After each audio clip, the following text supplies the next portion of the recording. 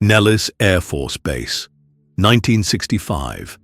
Under a cloudless Nevada sky, a young Air Force weatherman named Charles Hall is told to ignore anything strange he sees in the desert. No explanations, just a warning. His job? Record weather patterns, deliver briefings, keep quiet. But Hall isn't stationed at just any outpost. He's at Indian Springs, a military annex buried inside the Nellis testing range, where radar goes dark, flight logs disappear, and things happen that don't make sense. And one night, they appear. Figures, 8 feet tall, skin like bone china, eyes that don't blink. They don't speak English, but they don't need to. Hall feels them before he sees them. A charge in the air, a pressure in his mind. They aren't here on accident, and they don't run when seen. Instead, they watch him. They are not hostile, Hall would later write. But they are dangerous. He wasn't supposed to talk, but he did. And what he revealed would ignite one of the most disturbing alien claims ever buried by the US government. What were they doing at Nellis? And more importantly, who let them in? Charles Hall's job was simple: launch weather balloons, log atmospheric data, and say nothing. But as weeks passed at Indian Springs, he noticed something off. Equipment vanishing, weapons jamming, and technicians refusing to step foot on certain grounds after dark. Everyone on base knew. No one spoke. Then came the day Hall saw them up close. They emerged from a blinding shimmer like heat waves on asphalt. Tall, willowy, and inhumanly graceful, the entities moved with eerie precision. Skin so white it reflected moonlight, fingers too long, and those eyes, pure black, shimmering like oil. He called them the Tall Whites. And they weren't visitors, they were residents, with full access to restricted areas, a private hangar built into the desert rock, and even their own quarters, guarded by select military personnel. According to Hall, a secret deal had been struck. The Tall Whites were allowed to live and operate at the base. In exchange, technology, not blueprints, but actual working models, propulsion systems, atomic materials, and possibly even interstellar navigation tools. But there was a catch. They didn't want our world. They wanted isolation, respect, and one rule above all: never approach a child Tall White without permission. Ever. Why that rule? What happened if it was broken? For Charles Hall, interaction wasn't optional. It was assigned. He was chosen as a meteorologist for one reason: Tall Whites liked predictability, and Hall, being methodical and emotionally reserved, was seen as safe. But even with months of exposure, each encounter felt like defusing a bomb. These beings weren't warm. They weren't cruel either. They were precise. According to Hall, the adult Tall Whites could kill a human in seconds, with tech disguised as jewelry, rings, rods, even a headband that emitted disabling frequencies, and they would use them if a protocol was violated. Approach slowly, make no sudden movements, speak only when spoken to, Hall wrote. He described a hierarchy, almost royal. Older Tall Whites acted as advisors, while young ones were heavily protected. One soldier, just doing rounds, got too close to a child and was nearly killed on the spot. The message was clear. Humans were guests. The desert was theirs now. But why? Why Earth? Why Nellis, of all places? Hall believed it wasn't random.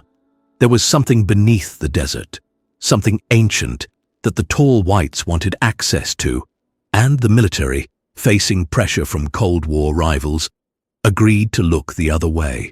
In Act 4, we dig into the dark rumors.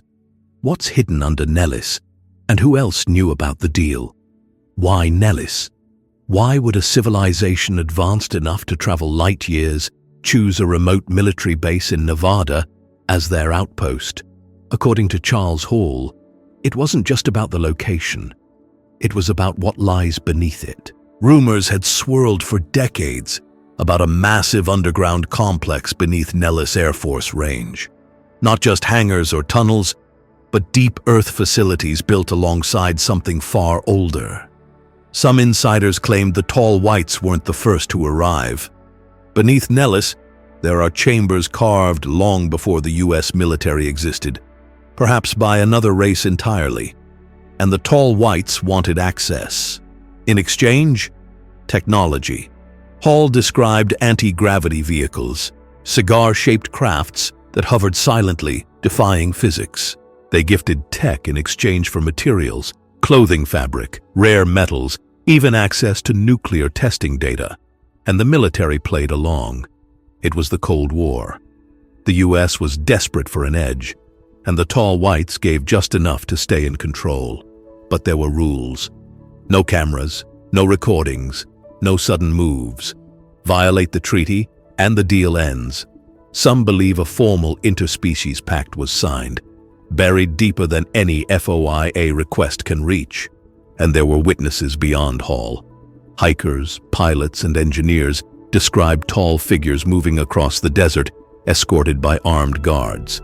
So who else knew? And what happened to those who got too close? In Act 5, we meet the outsiders, the civilians who stumbled near the truth, and were never the same. They weren't scientists. They weren't soldiers. They were tourists, hikers, radio operators, people who weren't supposed to see anything, but they did. In 1994, a group of amateur stargazers near Rachel, Nevada, claimed they saw white glowing figures walking along a ridge near the restricted edge of Nellis Range. Not in vehicles, on foot, at night, over 7 feet tall, and eerily fast. When they reported the sighting to local media, their footage mysteriously disappeared from the station's archive within 48 hours. In 2003, a journalist investigating Charles Hall's claims was followed. Her laptop was wiped. Then came an email. "Don't chase ghosts." Hall wasn't surprised. They allow us to see what they want, but they control who remembers. Local witnesses have reported silent aircraft, Groom Lake sightings, and joint patrols of human military and inhumanly tall figures, angular and graceful, like mannequins taught to walk. A retired air traffic controller, speaking anonymously, claimed his radar showed objects moving over Mach 10, then vanishing near Nellis. But these stories never spread. Witnesses stopped talking, some by choice, some not. One hiker vanished for 24 hours, found barefoot with no memory.